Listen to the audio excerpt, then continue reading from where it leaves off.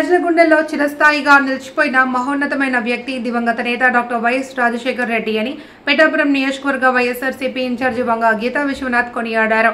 దివంగత వైఎస్ఆర్ వర్ధంతిని పురస్కరించుకుని పిఠాపురం మహారాజా కోట ఆవరణలో ఉన్న పార్టీ కార్యాలయంలో జరిగిన కార్యక్రమంలో ఘనంగా నివాళి అర్పించారు.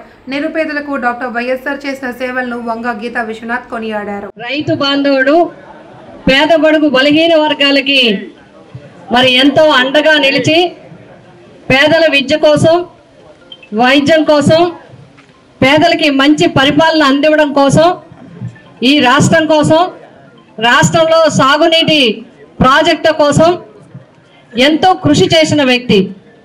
రాజకీయంగా ఉన్నత స్థానానికి వెళ్ళి రాజకీయపరమైన అనుభవంతో పాటుగా ఒక డాక్టర్గా ప్రజల యొక్క ఆరోగ్య విషయాలు తెలిసిన వారుగా, పేదబడుగు బలహీన వర్గాలు ఎవరైతే అనారోగ్య సమయంలో ఎంత ఇబ్బంది పడతారో తెలిసిన వ్యక్తిగా, 1 రూపాయికే వైద్యం చేసే వ్యక్తిగా వైఎస్ రాజశేఖర రెడ్డి గారు అందరి మనసుల్లో నిలిచిపోయారు.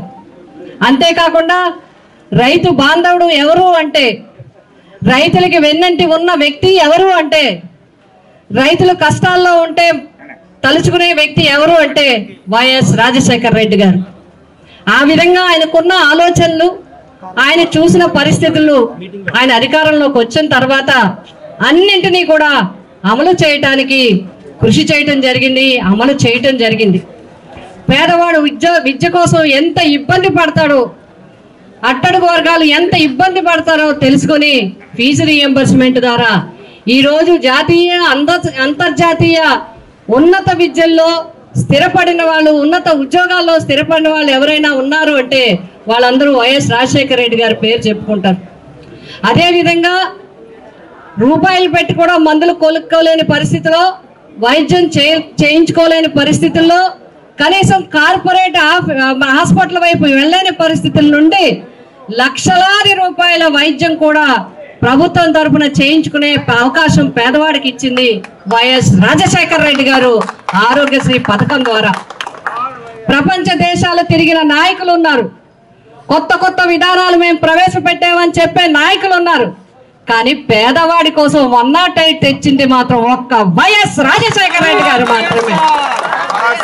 అది అడవుల్లో కావచ్చు, కొండ ప్రాంతాల్లో కావచ్చు, గర్భిణీ స్త్రీలు నెలలు నిండి అనారోగ్యంలో ఉంటే భుజాల మీద మోసుకొచ్చే పరిస్థితుల నుంచి ఎవరైనా ఒక్క ఫోన్ కాల్ చేస్తే కుయ్యమంటూ ఎక్కడికన్నా వెళ్ళి పేషెంట్ని తీసుకొచ్చి వైద్యం చేయించే పరిస్థితులు కల్పించింది, ప్రజలకి అవకాశాన్ని ఇచ్చింది వైఎస్ రాజశేఖర రెడ్డి గారు.